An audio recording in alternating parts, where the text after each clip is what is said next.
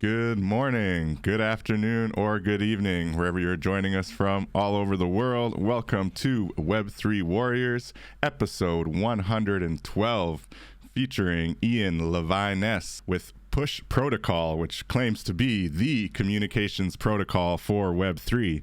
And Ian is leading their DAO initiative. Thank you for joining us, Ian. How are you doing today? Doing great. Thanks for having me here. I'm really happy to be here. And I'm here for all things push and all things DAO. There we go.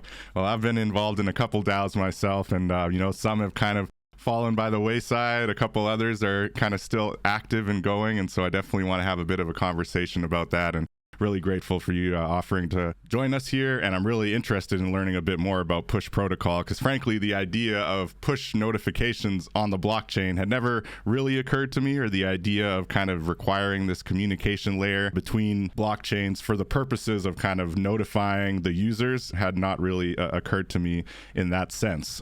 So with that, that's going to be the topic of the episode today. Thank you to all of our listeners and viewers for joining us. We're really going to be looking at the concept of push notifications for one on the blockchain, as well as DAOs, which for those who do not know in the audience, that is your Decentralized Autonomous Organizations, which were a very interesting, innovative concept that really came out of the explosion of NFTs and Web3 and programmable smart contracts, and the idea that instead of your typical kind of corporate structure, CEO, centralized leadership, you can actually break it down to have votes on chain and have governance on chain and have a little bit more of a flat structure.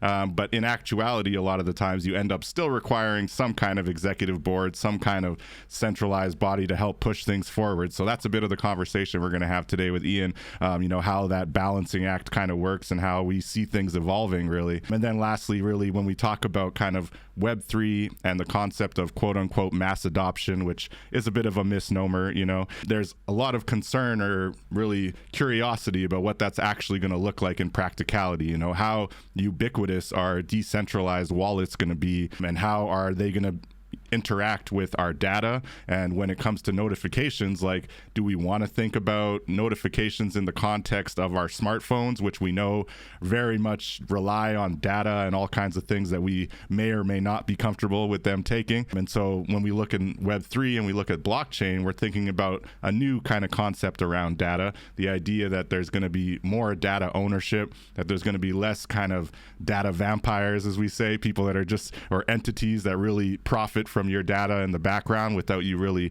understanding or knowing how they're using that data. So that's the hope, is that Web3 is going to bring in some more data sovereignty, some more ownership, and some more understanding. So as always, we are also hanging out in the metaverse. You can check out our gamer room with our NFT collection at web3warriors.io, and we always pushing the conversation into the digital world. So with that, I want to turn things over to Ian and Push Protocol. Maybe before we jump into everything that Push is working on, I would love to hear a little bit about yourself and kind of what brought you to Web3, what brought you to blockchain, and everything you're working on. So thanks again for joining, Ian. Can you share a little bit about your background before we dive into Push Protocol? Yeah, of course. Happy to. Thank you so much for having me here again. I'm Ian. Like you said so well, I'm the Taoist or something like that, however you want to say it, at Push.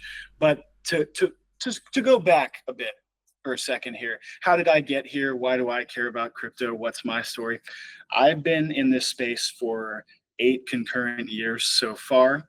My first touch point in the crypto space was walking into a provincial library where I was living in the Czech Republic, just not looking for anything crypto, just looking for an English book to read. There was a small English section, not even that many choices, just seeing if they had something new. It was a Saturday in the fall of 2016. Walked in with my girlfriend. I remember looking down near the bottom of the shelf, and there was this book called Digital Gold, which some of you may know is by Nathaniel Popper, who was a New York Times journalist at the time, and I believe he still is. And it was one of the first seminal works about Bitcoin, popularizing the story of Bitcoin, the first 3 or so years of what happened, who Satoshi Nakamoto was, at least some ideas about it, not trying to speculate on his actual identity, but of course. It may have been a collective of cypherpunks and stuff like that. But more importantly, that book was the book that explained to me for the first time what Bitcoin was. I read it in 24 hours. And then I went to the Bitcoin white paper, and the rest is kind of history in the sense that a couple months later, near the start of 2017, I was all in on crypto Twitter. And it was so early back then that the only real groups were a small group of Ethereum people or something like that, the Bitcoin fam and the Litecoin fam. And actually, the Litecoin fam were the first people to take me in and teach me even more about all things crypto. Shout outs to Johnny Litecoin Pirate, and a bunch of the guys over there who are still around today. Nice. They were just super helpful people. From there, I'll pause in a second to see if you have any thoughts so far, but from there, I started writing blogs about all my thoughts on crypto. You know, it wasn't really anything at the time. I was a newbie. I was just kind of sharing my thoughts. Then I got a request to write for a recruiting company's blog on some basic thing like what is Bitcoin and why does it matter? And that snowballed into regular freelance crypto writing, which led to my first full-time crypto job at Bitpanda, which is now like a multi-billion-dollar crypto exchange conglomerate of sorts. Wow. So that's only the beginning. But I love telling that to people because it illustrates. I was just an English teacher, by the way, at the time. You can be anything and then succeed in crypto. That's amazing. So you're not teaching English anymore and just fully full-time in Web3 and crypto? Is that the story, or been converted? Or are you still doing some education? That's the story. Yeah. I'm full-time in crypto, but I won't say I don't want to teach. I've thought about it recently, especially because it still fulfills me. Mm-hmm. What drives me even now in crypto is helping people above all else. That's why I'm still here, helping people understand the technology, helping people DAO, all kinds of things we can talk about as we go. But that equates to my teaching too. The more I've been in crypto, the more I think about teaching again, just because it really makes me feel good and fulfills me to help people learn English. So I'll probably end up doing a bit of that again, but I'm also very much full-time in crypto. It feels like forever now, having been full-time only crypto since 2017 and Amazing. in crypto since 2016. Amazing. And I believe you mentioned you're joining us from Virginia, but you've been back in stateside for about 2 years, and you were in Czech Republic for a long time. I'm just curious, looking at the global impact, and I love your story, by the way. I love that it's just so genuine, just randomly in a library, and, the book on digital gold gets you hooked, and you go down the rabbit hole, and you're still there 8 years later. So that's really cool. I'm curious what the experience was like in that change from, Czech Republic and maybe the way that people are viewing or using crypto out there compared to coming back to Virginia and being stateside and seeing how this is all kind of unfolding. Obviously big election this week, and now crypto people are doing what they're doing. The market is getting crazy, but how does it kind of change when going from Europe and Eastern Europe especially, and then landing in Virginia? I'm just curious about that kind of your experiences there.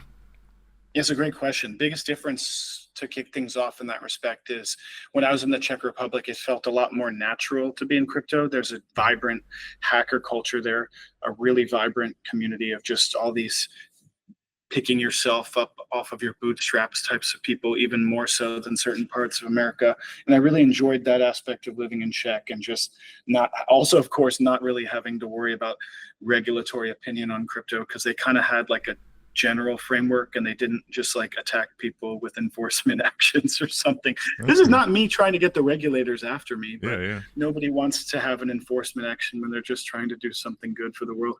100%. But being back to the second part of your question, being back in America and with the election and all that, I'm bullish on certain aspects, of course. I'm bullish on, I think the regulatory opinions are now going in a much better direction in America. But I think socially and culturally and other things, we still need more of a balance, and we can talk more about that. But I think this is, with this election and everything, this is also a new moment for DAOs, just like we've had Ukraine DAO and Choice DAO and Iran DAO and all these DAOs helping people. I think this is also heralding another moment for more social impact through DAOs. Yeah, that might be the case, right? And I think, part of our mission here at Web3 Warriors has always been to empower creators, artists with what we call the creator economy on the blockchain, or the on-chain creator economy, right? But to your point, when it comes to social impact, and like you say, we've seen it in Ukraine with a whole bunch of fundraising, when all these other mechanisms to get money into Ukraine had basically shut down because people were worried that the Russians were just going to take it or whatever the case might be. Crypto came to the rescue and did end up getting a lot of funds in there. And I personally bought some NFTs that were, all the revenues were going to help people in Ukraine, right? Ditto for Afghanistan. Oh, I didn't know. Yeah, it was a couple. Thank there you. were a couple Thank you initiatives. for that. Oh, well, I try. Thank you for that, by the way, because you may not know the exact context, but also to the viewers, I want to make sure they know. Crypto Drifting, aka Alona Shevchenko, who's one of the co-founders of Ukraine DAO, is one of my best friends. Shout out to her. Oh, wow. She started that effort with only a handful of people. Shout out to Slomo and Risen, two of the other guys involved with starting Ukraine DAO, who are now doing all kinds of wonderful things. So I've for quite some time been quite deep in the social impact space, and these sort of DAO OGs I'll credit as a lot of my mentors along the way. Amazing. Yeah, I have to stay on that because that's fascinating, and that's so key to kind of what the Web3 Warriors show is all about, and really what my passion for the technology comes down to is real social impact, and not necessarily on whatever ideology you might lean towards, but just genuine help, like there's a creator here, or there's, a social need here, and they're actually putting the work in to sell, whether it's art, whether it's 3D assets, whatever the case might be, to gain revenue, to be able to help and make a difference. So how are DAOs kind of working in that? So you use the example of Ukraine DAO, which sounds amazing. How does that kind of work in real life? How does it end up reaching out to new people and bring in kind of support, whether it's financial revenue support, whether it's raising awareness, whether it's just being a home, right, in the digital world for people that are of like mind, and whether it's in Ukraine suffering, wanting to help family members, whatever the case might be. Where's the crossroad there between the real life and the DAO? And do you think that narrative is really holding, or is it always going to be kind of a narrative that really only applies to the nerds like us who care about decentralization and want to, be part of the story, right? But do you think normies out there, I hate to use that word, but like your average person out there really sees the value in a DAO and its abilities to create social impact? Long-winded question there, but yeah. No, they do, and there's a great way to kick that off, which is first of all, you're right. It's going to go beyond our space. It's for everyone. It's for the normies. It's for the whole world. And I'll specify what I mean there, which is, you hit the nail on the head already. You already suggested this. The first touch point that will continue to educate people about why DAOs matter to everyone is charity. Charity is still going to be the next touch point. I know people will say when they hear this, like, wait, but we've already done a lot with charity in the DAO space. Not really. We've had some great moments, but there's still a lot more good to come, in my opinion. That's why I mentioned this election and the macro climate now and everything happening. I think there's never been a better moment to do even more with DAO-based charity. And I think that the easiest way to educate people on why DAOs matter and will sort of take over the world on a gradient scale, which we can get more into too, is through charity as the first tipping point, as maybe Malcolm Gladwell or someone like that would say it. This is the next tipping point. We need everyone to see that DAOs are the next logical stage for charity because of how open they are, because of how easy it is to see. It just goes from point A to point B, and there's no middlemen taking a bunch of pieces of the pie without you knowing about it when you're trying to get it to people who need help, for example. And then on top of all that, because of what happens after the initial DAO activations, like Ukraine DAO has now splintered off into just many different Ukrainians and foreigners and other people doing all kinds of other DAOs and initiatives through their example. Rev Miller is one who helped found Ukraine DAO, and now him and his wife and other people are doing all kinds of different charitable initiatives through that example and through other examples. Amazing. Awesome. Well, we'll pick that apart about a little bit more, but before that, let's dive into a bit about Push Protocol. Can you share kind of high level, maybe a little bit of background history? I believe it was previously EPNS. I'm not too familiar with that one either. So, what is Push Protocol? What's the mission and vision? It claims to be the communication protocol of Web3, a native communication network enabling cross-chain notifications, messaging, and more for apps, wallets, and services. That's just right off their website. So maybe you can go a little deeper on that for us. What is Push Protocol all about? Yeah, of course. It's also actually a beautiful and unique story of how Push Protocol got founded and how we got to where we are today, which also best illustrates what it is and why we even matter. Like in 2020, Harsh and the founding team, they founded everything. They created the original push protocol at an ETH Global hackathon of all things. Nice. So like an ETH Global money hack in 2020. Nice. They then got more support through, of course, Gitcoin and several other communities like that, and a bunch of cool angel investors like Sandeep from Polygon and Kane from Synthetics and many others like that. Awesome. Kartik from A Capital. And then over the years, like you just suggested, we started as Ethereum push notification service because we started on Ethereum. And like I just kind of said, we were very deeply rooted in Ethereum from the get-go. That was where our first support was and all of those things. But we evolved more recently into just push protocol because one, that's the core functionality of what we do, communicated most simply. And two, because we're not just pushing like push notifications, but we believe we're pushing the boundaries of what it means to communicate online and on chain, and just what it should mean to communicate online in general. Awesome. So of course, then we can get into what push protocol is. Yeah, let's hear it. So push protocol in the most basic sense is an app and a set of smart contracts, or in other words, an app and the base layer for people trying to build things like customizable messages and push notifications that are fully on chain.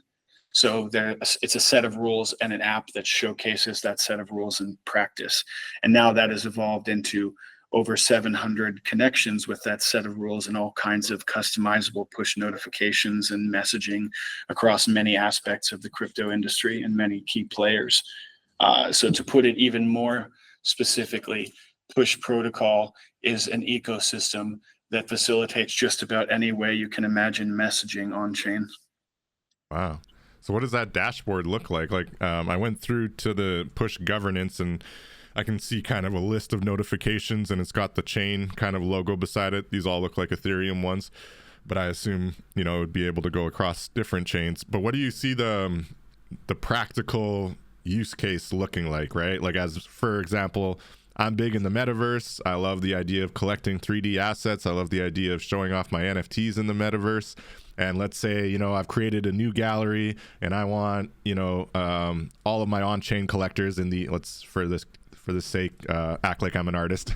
I do have some NFTs, but I haven't sold that many. But let's say you're an artist who has sold a bunch of NFTs and you want to let all your collectors know that you now have this on-chain gallery available and you want to send a message to them. So how is push notifications making that, a reality? Because right now you're basically airdropping some random notice to everybody on their wallet, which shows up as basically an NFT. That's the way I've seen people do it, as a kind of, hey, all my collectors, look at this is happening now. So does push look to kind of create a more simple version that isn't as maybe clunky or as time consuming as basically airdropping people stuff? What does that notification actually look like, or communication layer, whatever it is? Yeah, so in the most fundamental sense, that's exactly right. You're hitting the nail on the head there. We're looking to simplify things and we're looking to streamline things. So to put that in a more specific sense again, imagine you wanted to launch a channel, and inside of that channel you have, just like you would have with a newsletter or something like that, you have the wallet addresses of all of your collectors. You put all those wallet addresses into the channel. It's opt-in. They all opt into it. And through that channel, they're all sent notifications both into the push app and into their wallets. So even if they're like somewhere else on the internet and you're having an event in the metaverse in the gallery you just mentioned, you can bump a mass push notification to all of the wallets at once and say, the event's happening this Friday at 5. This is what it entails. This is the benefits you get. Hope to see you all there. Thank you for all your support. And they get that notification no matter like what site they're on, what they're doing at the time, as long as, for example, their wallet's open, or if in many cases people just use the push app for that. But I'm using the wallet example because that's more powerful, right, in the sense that you can have your wallet anywhere as an extension on your browser. Because the app is kind of Web 2, right? I mean, I'm sure there's Web 3 components because it's like using the wallet address, it's integrating your wallet, right? But ultimately, needing to be in the app and have it as a messaging app essentially is kind of Web 2-ish, right? So then you're saying there is it feels Web 2 in a good way, but it has the Web 3 benefits. Okay. That's something we can get into more, but our UX team and the way we approach UX is very much like, let's make it way more intuitive than crypto has ever been before, but keep the benefits that need to be there and what makes crypto special. Awesome. So everyone can check this out at push.org. I'll just mention that, make that quick plug for anyone who wants to see kind of the app. Allows you to connect through to the app, or wants to get a little bit more information about how they function. So on the Web3 wallet side, so you're saying the notification that comes up, is that as an NFT, or it's just like a wallet sign message that kind of just prompts on your wallet as long as you have it active? Not an NFT, exactly what you said in the second one, basically. Okay. And the easiest other way to explain that is we do have a MetaMask snap. So that's one fundamental way that happens. Let's say there's because this has happened, there's a decentralized exchange that wants to be able to send out mass notifications to liquidity providers when certain events happen in the market. So they can snap in through our MetaMask snap, develop whatever customizable notifications they want to develop with us, and they can all run through the MetaMasks of their LPs. Okay, this is cool. And then so I'm seeing like the actual Push app, at least on the dashboard on the website, is kind of almost like a timeline type of thing, except it's specific to the different users or the different entities. So I'm looking at coin shots right now, which is saying they're instant crypto news, updates, and market moves curated by humans, not bots. So that's important. We got a lot of AI bots pushing out these news feeds these days. So you land on the app, you connect your wallet, you subscribe to coin shots. Now you're getting the notifications right on the app here if you check it out, but also as a signature kind of message on your actual decentralized wallet when that news hits. Yeah, it's fully customizable exactly from day one when you're creating an instance like that with the team involved, like CoinShots or any other team like that. As long as they go through the process properly and they say, like, we want it to go to everyone's wallets, we want this, we want that, our team works with them to make it happen. We're very hands-on like that. Like, you can compare us in one way to the Farcaster team in the early days, that Dan Romero was onboarding the first couple hundred or more users himself. We're still, in a way, onboarding all the integrations very hands-on and making sure they have everything they need just personally like that as much as possible. No doubt. Farcaster is an interesting one for sure. I've been trying to get a little more active on there, but I don't know. It's crazy times right now when it comes to social media. And yeah, that's true. I like that they're still very Web3. I'm not sure how they're handling the data conversation. I think that's so important when looking at social media, because every social media company wants to use your data to basically, profit off of it, monetize it. Interesting though, very cool. And I love the app. I definitely recommend everybody go check it out at push.org. Moving on to the DAO conversation, right? So why does Push need a DAO? What is the kind of purpose of the Decentralized Autonomous Organization within Push? And how does it kind of butt up against the overall governance of the project or of the platform? Yeah, great question. First of all, sorry if you can hear like noise in the background. Someone's blowing leaves into my door, but that's the fun of Web3 too. We can be doing things at any time and things. Yeah, it's not too bad. I don't hear much. Okay, good. Thank you to the listeners as well, just in case. But yeah, this is a great question. The first thing I would do is compare it to the most comparable thing that exists now, which is something like Uniswap DAO or Aave DAO. We are also a protocol DAO. We are just, unlike some, evolving in a more intentional, progressive fashion, rather than, for example, here's the DAO, full-scale takeover of everything right away. We're progressively decentralizing with a very intentional plan, so it's piece by piece over a timeline.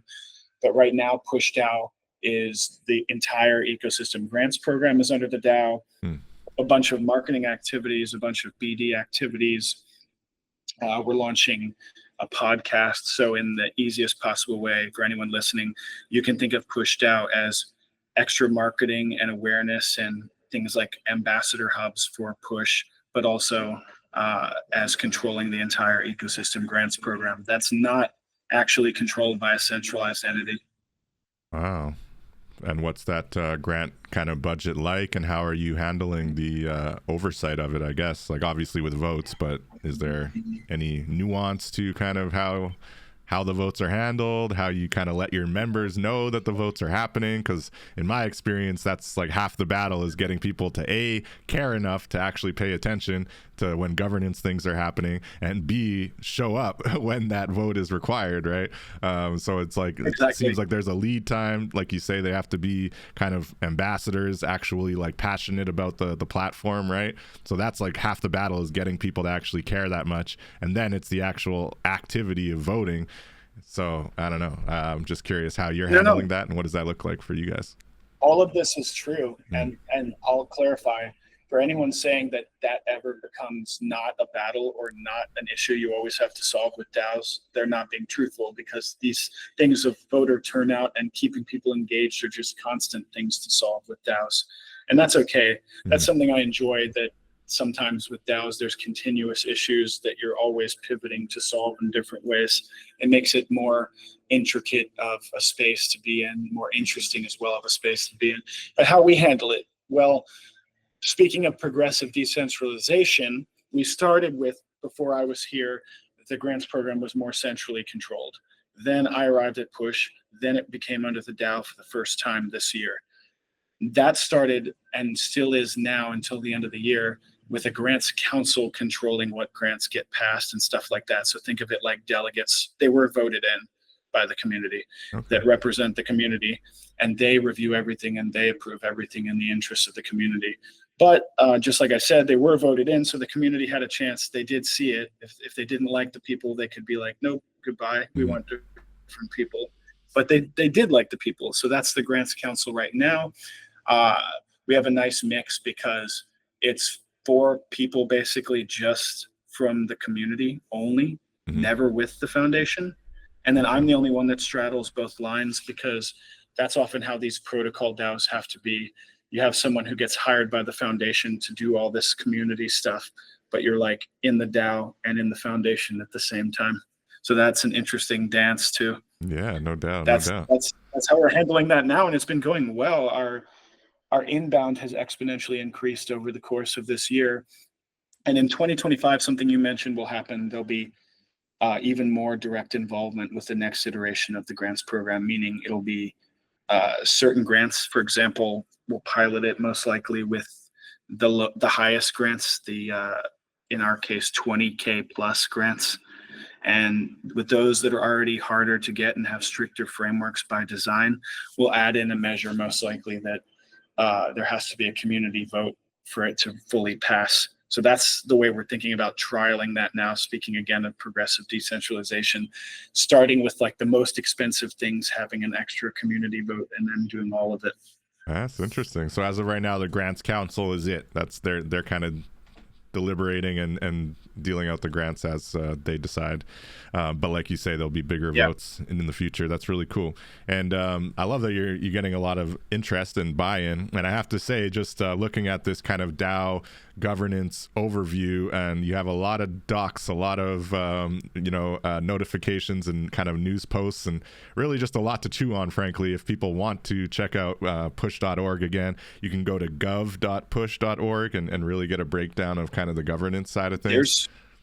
You're not wrong. There's they should know that. For anyone listening, there's quite a deep history for a DAO that's only been in its current iteration for less than a year. There's a lot going on. Less than a year? I thought this was like 3 years in the making. This is a lot happening. The DAO, yes. Yeah. But the current iteration, current version of the DAO, only less than a year, meaning it was very different before, like 6 months ago. For example, the grants program was not fully under the DAO. Wow. Okay, so as far as you were just mentioning how it is kind of only accessible for members of the DAO, right? So you have to kind of join Push, be aware of the mission, the vision, kind of buy into it. I assume is there a fee or like an NFT you have to hold to actually be a member of the DAO? So to join the DAO, no. The only thing we suggest, and we'll be doing more things to put that into place for better skin in the game, so to speak, is that you have to hold push obviously to vote. That's not just a suggestion, actually. Like that's the only way you vote on Snapshot. So the active voting happens there. But as far as participating in the grants program, anyone can. They're just only going to be reviewed by the DAO itself, not some centralized entity. So you want to understand the DAO to get a push grant, because the DAO is the one deciding whether you get the grant or not. You know. Yeah, that's fascinating. And the push token, speak to that a little bit. So you got to hold it. Is it on Ethereum? What is the push token, and how are you handling the governance token conversation?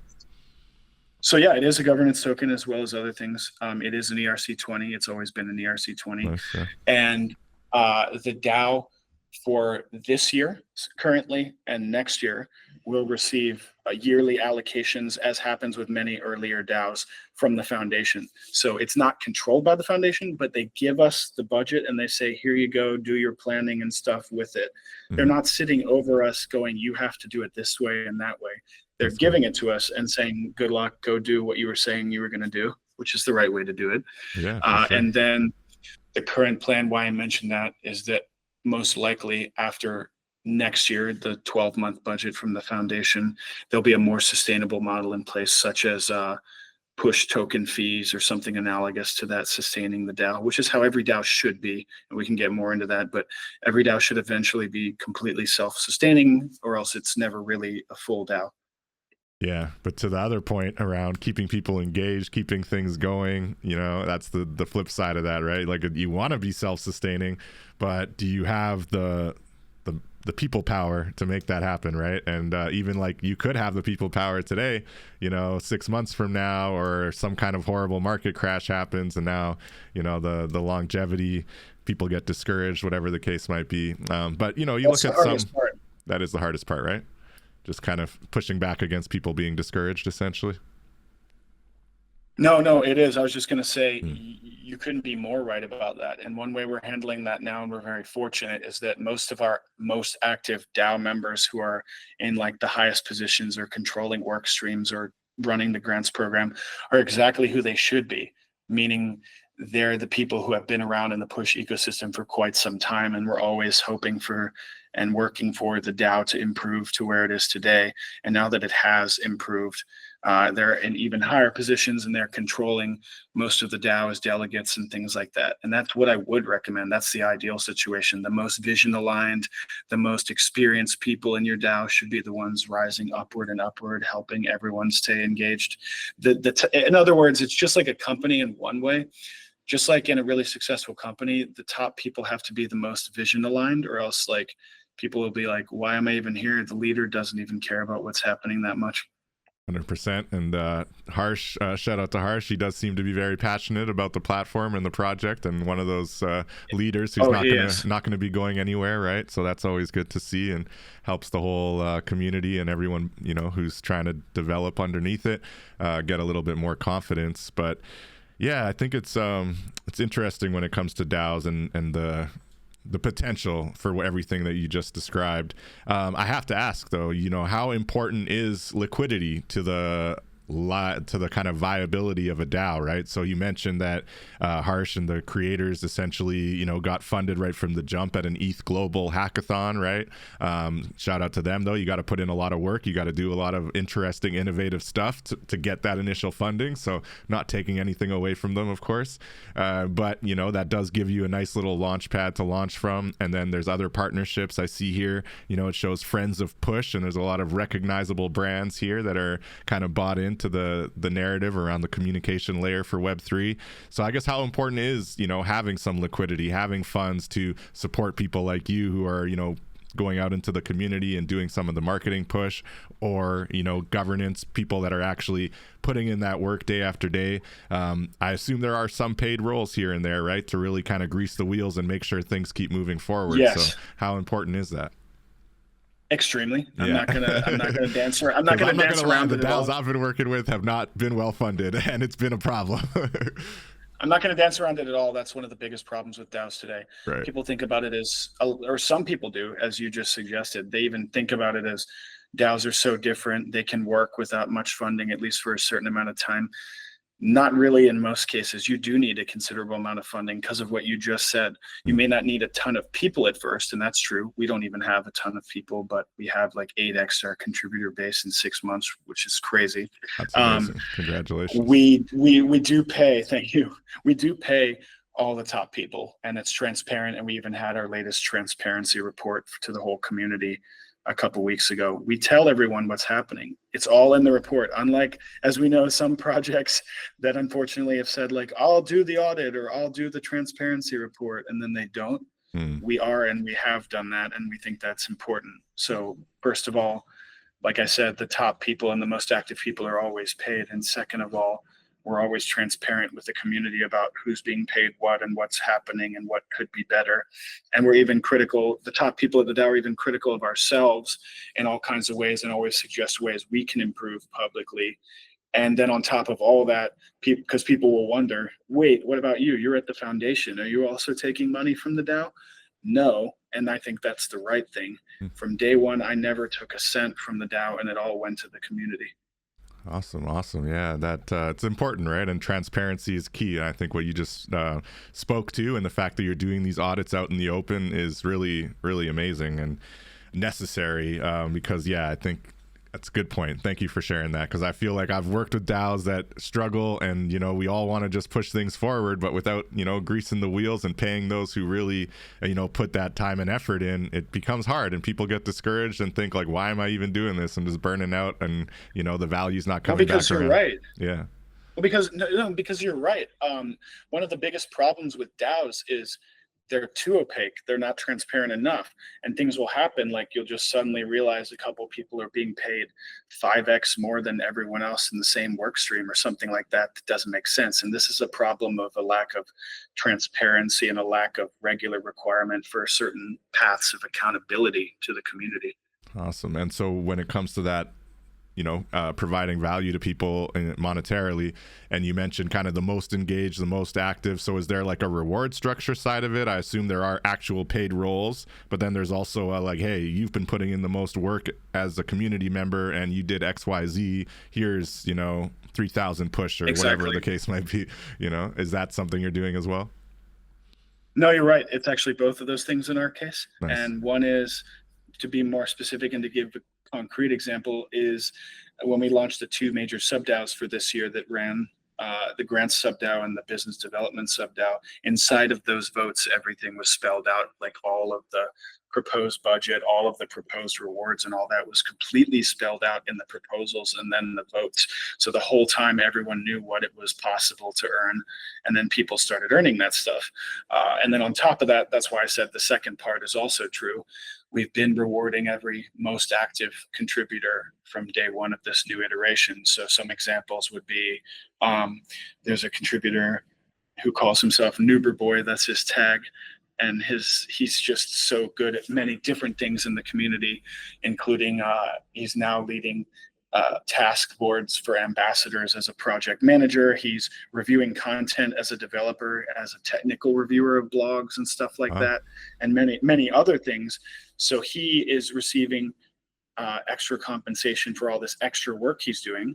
And then we have a designer, Sophie, who's designing all kinds of assets, brand assets for the DAO. Nice. And of course, she's rewarded. That wasn't in the original sub-DAOs, but it's something we came up with over time. So of course, whoever's designing like that is rewarded. We have podcast editors coming on. Of course, they're being paid. And then of course, goes without saying, but we have ambassadors who are also paid. Wow. That's awesome. And the fact that you're able to do that and you have the partnerships and the funding and all of that lined up to make it work. And like I say, the way you've laid it out on the site looks really good. And it's clear that you're up to a lot and actually, putting in that necessary And shout out work. to Harsh. Yeah. You mentioned him, but yeah. Shout out to Harsh on this too, because from day one, when I started here, this is why this really is working with the DAO, because Harsh and Risha, the co-founders, were both like, we believe in this plan that I proposed to them. And then I took my same plan to the community, and the community believed in the plan, and they all got behind the plan. Nice. So shout out to the community and Harsh and Risha for always believing in the DAO. That's amazing. That's amazing. And I want to touch on something you mentioned, sub-DAOs, and I love the idea of kind of sub-DAOs, which if correct me if I'm wrong, are essentially committees underneath the main DAO, right? But because it's on chain, you can kind of set it up as a sub DAO where you still have an actual on chain connection to the main kind of umbrella DAO. And now these business, you said you had a business development one and you got a grants one.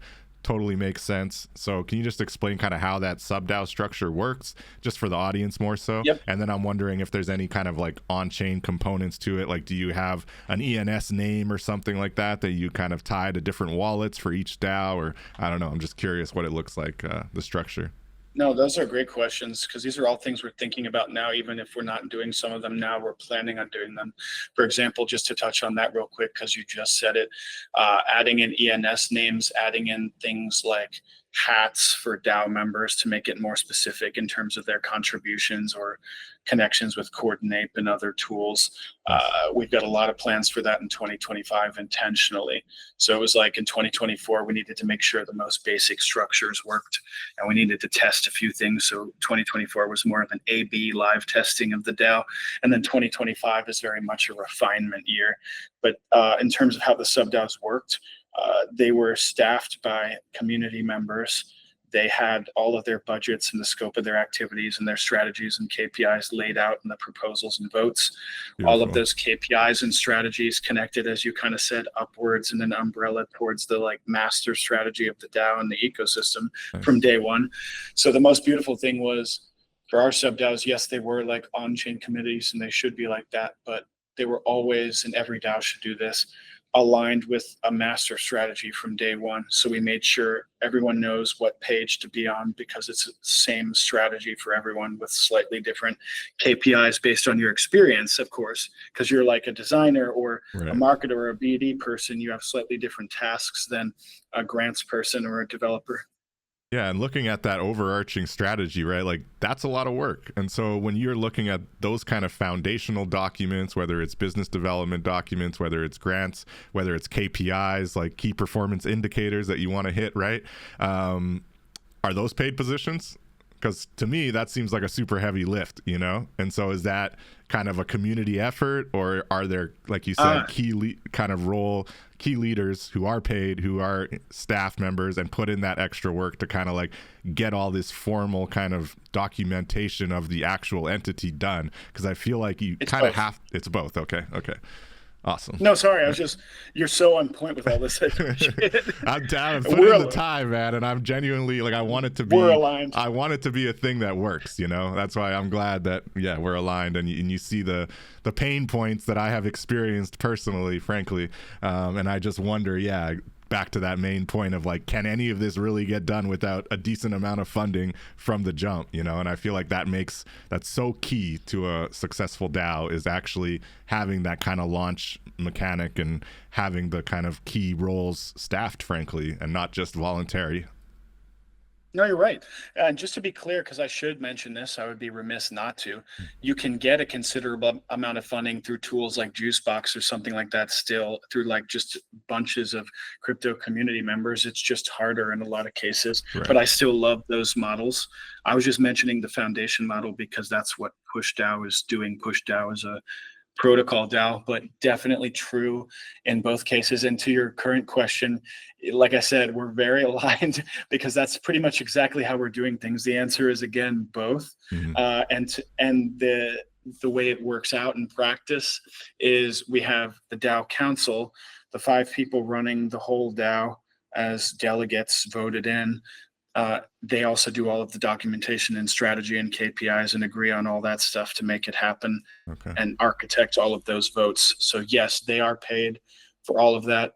There are also any community members that contribute to that. Everyone's always free to do so. And any community member who contributes, even just like editing a strategic document or something, gets paid.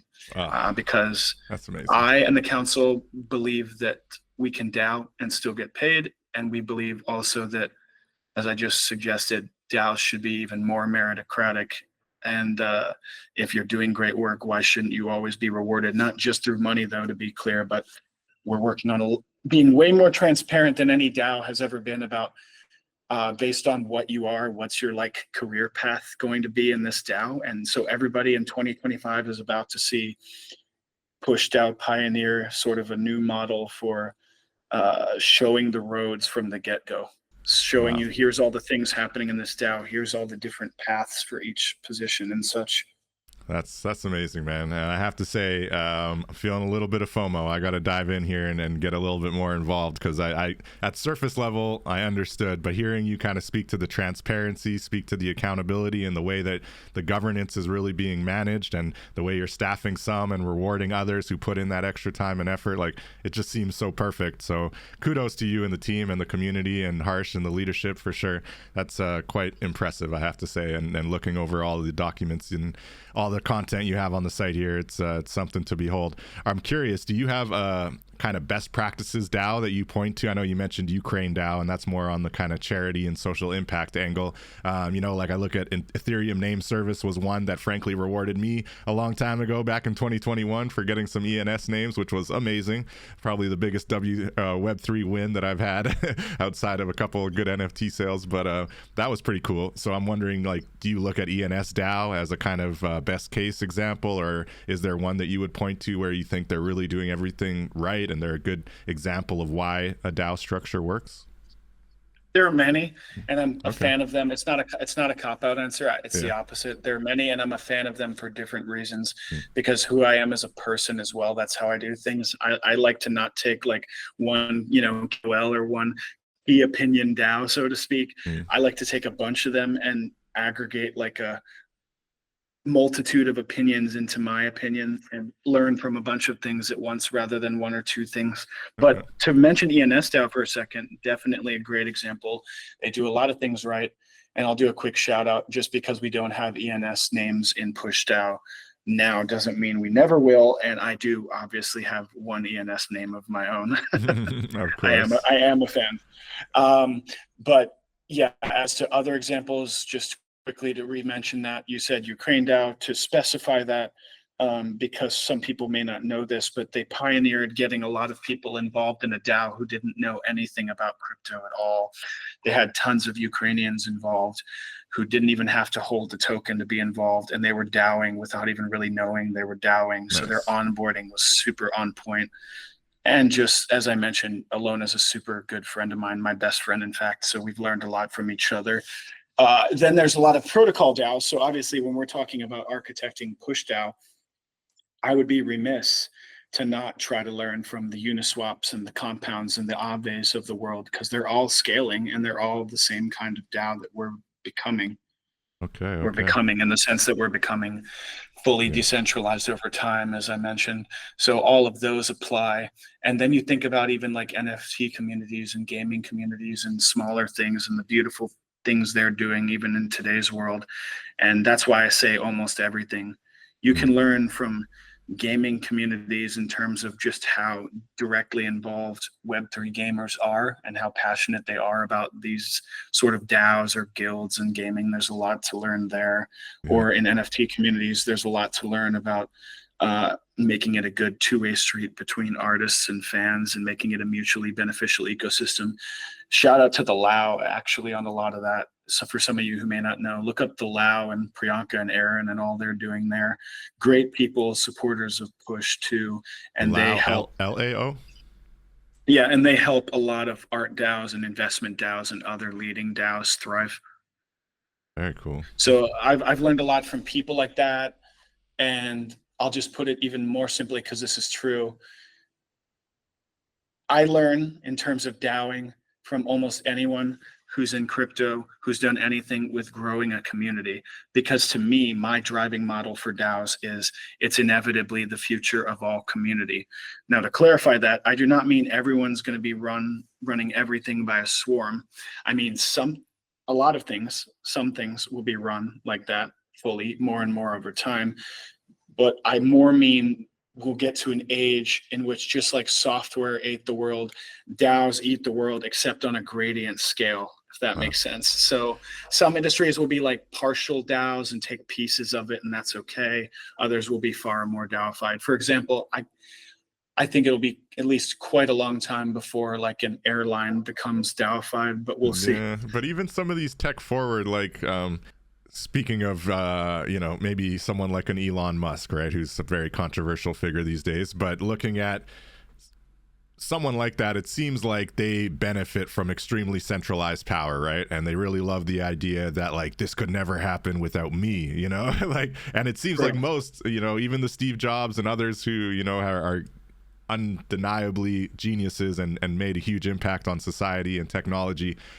In a lot of ways, they seem to definitely lean on teams and obviously build out very skilled and successful teams, but they also make no qualms about, being that leader and taking decisive action and being able to basically, make the call for the whole organization instantaneously. And I guess that's going to be, or what I've seen is that's the criticism of DAOs, where not everything should have to go through, kind of decentralized structures to get approval and to be, actioned essentially, right? And that might actually end up creating a lack of innovation or a lack of kind of forward movement where it could happen. So I'm just curious, playing devil's advocate, the idea that DAOs are going to eat the world is like, there will be no more CEO structure, or at least not in the traditional sense, if that were to happen. And so I just wonder, to play a little devil's advocate to that, like, can it be a viable option in a, not to be political about it, capitalist world, right? Like, can it really work? It can. Yeah. It can, but there's a lot more education that needs to be done. To clarify, I don't disagree with that. I actually agree. That's maybe my hot take in today's world in crypto. I don't actually think everything needs to be fully a swarm or fully like a full-fledged, chaotic, totally community-run DAO. I believe there's just inevitably always going to be some things in the world that aren't DAOified, and that's fine. But when I say DAOs eating the world, I believe what you were suggesting, which is it'll become the standard, but it doesn't mean, as with any standard, that everyone will fully adopt the standard. It doesn't mean everybody will be like, I want to do all of this right now. I'm going to give up all of this power, as you mentioned, for like the Elon Musks and the Steve Jobs. I find it hard to believe, at least in the near future, those people will get behind DAOs. I think you're right about that. But at the same time, many of them will, because there's a certain class of powerful entrepreneur, however you want to put that does understand that they can still affect the same change in a community run or collectively run model like a DAO. And they can do that because it doesn't take away their visionary status or their extraordinary abilities. It's additive to them. It's people with a certain mindset that realize that. And so instead of like Elon Musk being the figurehead of Tesla and everything else, a DAOified version of that would be the brand is just as powerful, but it's a bunch of people speaking in the same voice instead of one. That's tricky to run. Yeah. But it doesn't mean it's impossible. It just means you have to be super aligned to make a really successful DAOified company. Yeah, and speak to the monetary advantages of it, right? So a lot of people look at it and think, oh, well, this means I'm sharing more of the wealth, and that old kind of scarcity mindset, right, where there's a limited pie. And I think in Web3 we know it's an abundant pie, and there's always more kind of, you take from it, and there's more value. And as long as there's value being exchanged, then that should be something that everyone can kind of buy into and benefit from. So I guess looking at that, like whether it's the push token that you guys are using and compensating people through that, right? How do you see that kind of working in a more real world sense? And do you think that that's also part of this new kind of era? Is it going to be more normal to reward not just your direct staff, but actually reward your community who's buying into your products and maybe adding a little extra feedback than most of your other customers? Maybe you give them some kind of token, right? Or how is the DAO structure in Web3 going to change kind of the relationship between the corporation and the customer? Two quick ways, one which is like for profit, so to speak, and one which is clearly nonprofit. The two next tipping points in that respect, and I'm sure of this, will be charity and loyalty programs. So first, just to quickly touch on charity, I mean, it's inevitable for basically all charities to be DAOified. Some of us know why that is, some of us may not quite know, but it boils down to just how transparent a DAOified charity is and just how quickly and efficiently the money gets to exactly where it needs to be without middlemen above all else. And then of course, on top of that, equally as much, it boils down to a charity is supposed to be a bunch of people making positive impact in the world on a certain issue or something like that. So isn't the DAO the perfect model for that because of how you can collectively vote on everything and where you make that impact? That's the way I think about it.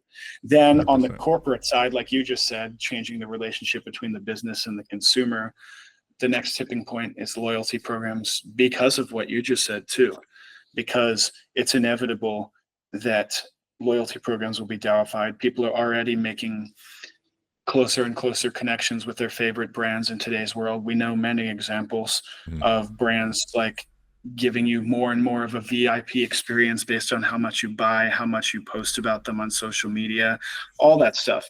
So it just kind of makes sense that there'll be some kind of DAO-based loyalty programs as a standard in the next few years, because the corporation will still be able to control its day-to-day operations and treasury and all that.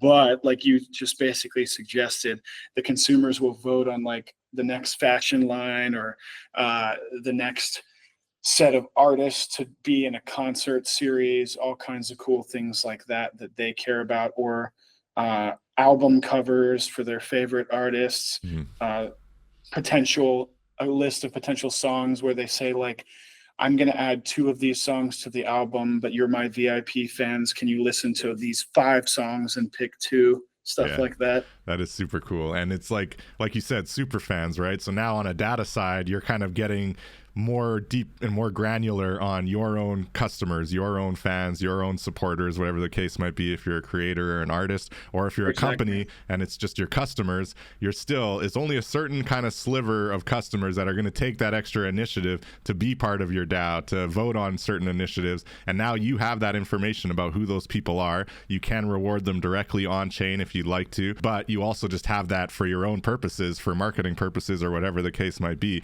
So there's so much value in the data that comes with having more of this engagement. However, how do you feel about the Starbucks situation, right? Because they kind of had partnered with Polygon. I think it lasted, 2 years? When it started, I saw the vision. I was like, okay, this is exactly what the loyalty program kind of revolution, the Web3 loyalty program is going to look like, right? They had metaverse integration. They had Polygon supporting their tokens. And then now they were starting to reward their customers, essentially, who have the app and have the loyalty program. I don't think the metaverse piece ever actually went fully live, but the concept was there. And then it all kind of just faded away within like a year or two. I'm not sure if there was some background, kind of like Polygon was charging them too much money or whatever, but definitely a lack of transparency is a clear piece of it. But what do you think happened there, and why do you think that loyalty program example, which seemed like it should have been a very solid use case, fell apart there? So I don't think it was anything nefarious, to clarify. Okay. I was saying you're right, because I do see what you're suggesting in a good way, like that we could have done more. So I think you're right. We could have done more in certain areas, or done it in a different way.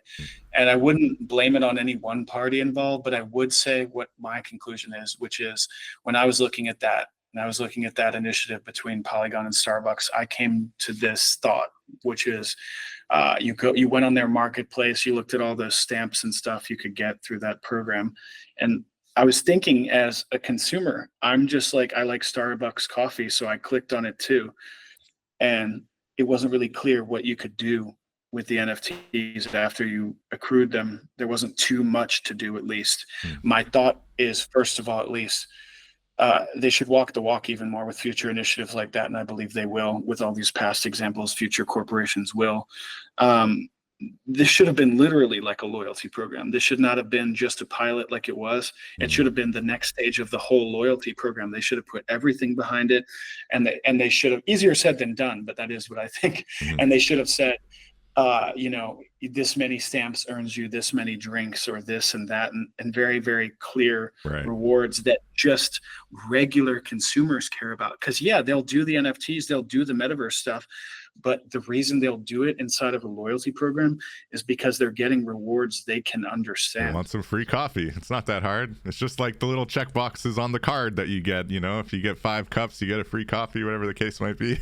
But you can make it more fun, make it more gamified, right? So I think kind of like, and it's understandable, the parties involved are probably just like super excited about all that we're doing in crypto. They tried to make it very crypto, but maybe it ended up too crypto. And we need to think more about how, like I said, we can just give the tangible benefits at the center of everything. We think about that at Push too.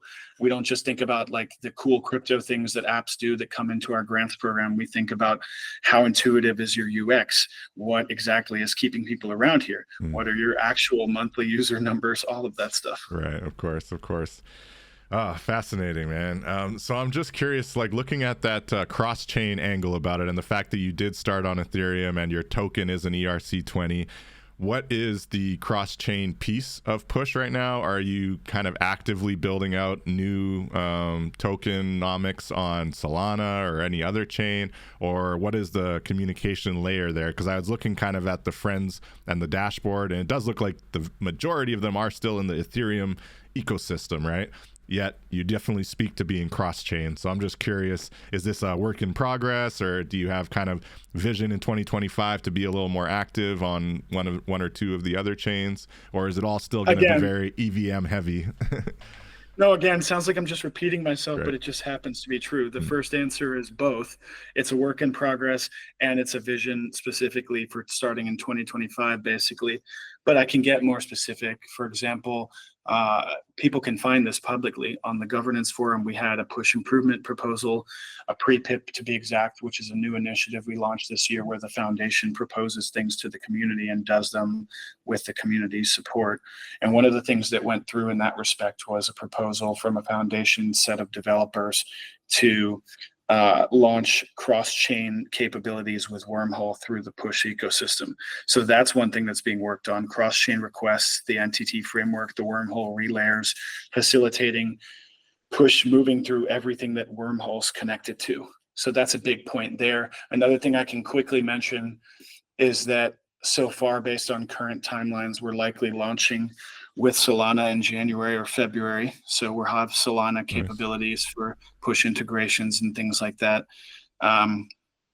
This year, we launched some L2s. We had the launch of Cyber, and we had an Arbitrum launch. So things like that. We went from mostly just like Polygon and Ethereum and a couple others to more L2s like that. So it went from like that first step to L2s to, like you just suggested, the 2025 vision being far more interoperability in more ways than one. Awesome. Another thing to quickly mention is that we can still do, if you go to our website and look at the chains supported and things like that, any of those that are supported, we can make connections to. And the other thing is to quickly reiterate, there's a lot more in progress behind the scenes, and I wish I could announce everything now, but super bullish, and lots more in 2025. That is exciting, man. Very cool, very cool. And do you have any thoughts towards the Solana versus ETH kind of conversation? Obviously, yes. I think, it's a both and situation, but I'm curious on, obviously you've been pretty heavy in the EVM space and the Ethereum ecosystem. Obviously, you're not totally opposed to Solana since you're launching January, February next year. So how do you feel about that kind of, I wouldn't call it a competition, more of a, contrast? We don't call it a competition either. So I'll speak to what I personally feel and what we at Push feel. What we at Push feel is what you just suggested, that just look at our connections. We don't cut anyone out. We believe we only succeed together. And it's not just like a flowery or all-encompassing statement. We show it in practice. We have over 700 connections and counting to all kinds of projects and chains and other things. So the answer there is that Push believes in both of those equally. In the sense of that they're both going to be equally successful in their own ways, which is also important. You said, but they have that contrast. We believe that, of course, technically, just speaking about the facts, there are technical contrasts and trade-offs, but we support both. And then I personally believe I've always invested and involved myself in both ecosystems. And I find it funny. I kind of laugh when everyone fights all the time. And I just say, hey, man, can't we all just get along? But I hope we all understand, and I think we will eventually, that far more than one or two chains will exist in perpetuity. Yeah, 100%, 100%. And when I look at the contrast there, and I support both as well. And as someone who collects art on chain, a lot of art, more than I care to admit, I definitely lean on the Ethereum, and I love Tezos as well. But I do hang on to the immutability concept, right? And I think it's a very important piece of collecting art on chain and collecting NFTs. And I want to believe that all the NFTs I buy are immutable into the future. But as you know, an important part of making it immutable is the decentralized network and the idea that no matter what happens, it is going to live on forever. And so I trust in Ethereum's decentralization. I don't know too much about Tezos's, but I know they're very global in reach and they do seem very community level.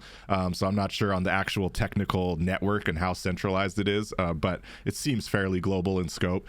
Solana obviously still has global developers all over the world, but from a kind of entity and from a organization structure and from kind of the central body that seems to run things.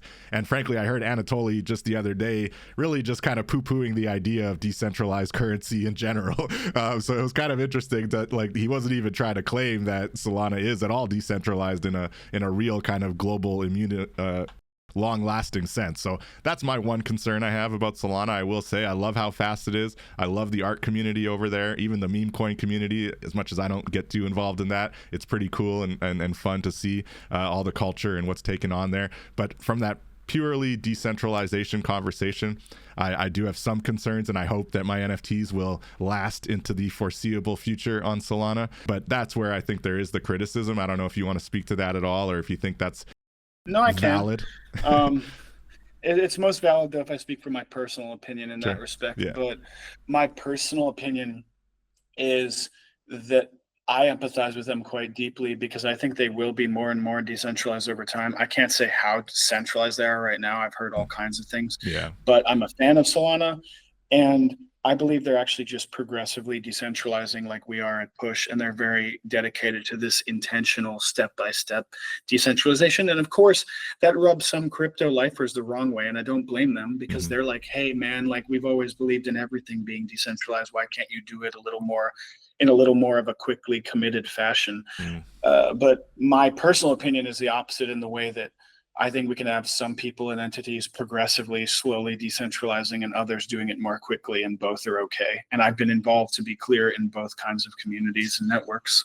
Nice. I like that. Keep an open mind and acknowledge the reasoning why, right? And ultimately at a technology level, no one can deny what Solana's been able to accomplish. No one can deny the kind of quick adoption that they have going on, the fact that they've got some industry partners now looking at it. I think Visa was talking about working with them, a lot of other kind of just for the speed of their rails and the accountability, because it is still blockchain, it is still transparent, accountable, everything is right there on chain for you to trace and be able to see. So it has all of those benefits. So thank you for sharing. That's amazing. I know we are hitting that 1 hour mark here. I want to respect your time. I'm curious, do you have any other thoughts around 2025 in the crypto economy, the crypto markets, the NFT markets? Are we going to see a resurgence in collecting art on chain? I hope so, but I think there's a lot of speculation now. I'd just love to hear your thoughts as we wind down here. I believe so, but I believe we need new ways of supporting.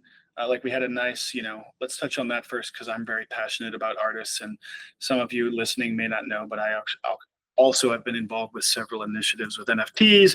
I raised an NFT startup with an NFT startup back in the day, all kinds of things like that. Nice. I love this use case. I love this direct connection between artists and fans in this way of, I'd like to see this, for example, in 2025. I think it'll take longer. I tried to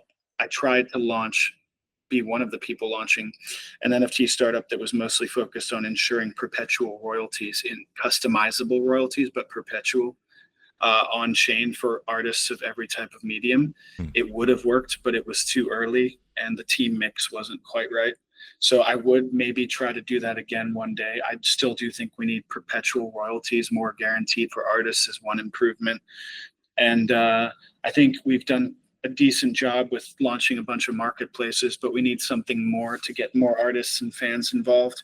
And one way I can mention that is piloting loyalty programs for musicians and artists as the next tipping point for NFTs. I think we'll get a ton of people involved in NFTs again once a couple big loyalty programs launch again with just NFTs. And when I say big, we go back to our Starbucks example earlier in this episode. I mean, really walk the walk, do it, make the whole loyalty program that way. And do you see anyone looking at it? Are you hearing any rumblings? Is there one you're looking forward to the most, or that you think is doing things right when on the loyalty program front? There are two areas where I see work still being done considerably in that respect off the top of my head. One, there's still innovation happening between like sports teams and fans and loyalty programs, especially in Europe with like football teams. There are people trying to nudge football teams again on things like that. I've heard Nice. about that recently. Nice. And then there are a lot of people in the music scene trying to do more again. And I hear more chatter happening these days, especially with the bull market. So I'm bullish on that. But one thing I think with NFTs is let's think bigger than the speculation for our next tipping point. Let's think about having DAOs of DAOs for NFTs. Let's think about having NFT VCs that fund apps that take things far further than the typical use cases. We need to get together more than ever to launch the next tipping point for NFTs is my little summary there. I love it. I love it. And yeah, 100%. Every actor in the Web3 world has to kind of agree on the use case and see the value in it outside of just speculation, to your point. I think that's so important because Lord knows the speculation got crazy last bull run. We don't need to be like really overstating kind of the value, right? Like, let's just speak to the value for the creator and for the collector. That's it. Exactly. Here's a quick illustrative example of how crazy it got. I was with my girlfriend at the time in California, and we were just like in the pool at the hotel with a bunch of people, and there was a dad talking to us, and he just goes, yeah, me and my son are retired now. And we were like, what do you mean you and your son are retired now? And he said, because his 16-year-old son bought a bunch of Bored Apes. They cashed out like half of them or more, and they just are living off of that money. So there was all kinds of stories happening like that. There's the double-edged sword. There's the people like just suddenly retiring and making their lives better, but there's the scams or the failures. Or the Justin Biebers who bought in at $5 million for their ape. And just to speak quickly to that, yes, we've had scams in crypto, right. But I think this also needs to be said in the context of everything we're saying. This is natural, and people forget in a nascent new industry for this to happen. And on top of the fact that, as we know, the media, both legacy and otherwise, needs to latch on to stories that are like sensational, like scams and stuff like that. It often makes it seem like more than it is. We will get past this era where the scams feel like so much of a problem, and we will move towards more of a stable era, like where the internet is at large now. In other words, I believe Web3 will happen, and I believe we will be the dominant internet paradigm with NFTs and DAOs and everything else. I love it. I love it. That's what we're here for. That's what the Web3 Warriors are here for, and that's what the technology's here for, and it's not going anywhere. And that's one takeaway we can take from this week, that's for sure. No matter what social outcome comes, to your other earlier point that we kind of started the show off, the idea that, you know, not to get too Ready Player One about it, but no matter what happens in the real world, the digital world and this technology is offering all kinds of new opportunities that people are just beginning to kind of understand. And it is so nascent, to your point, you know? No, really well said. And just to add to that, because I think it's also important for anyone dissatisfied with the world now, with anything macro, with job opportunities, with politics, with social issues, there's never been a better time to DAOify something.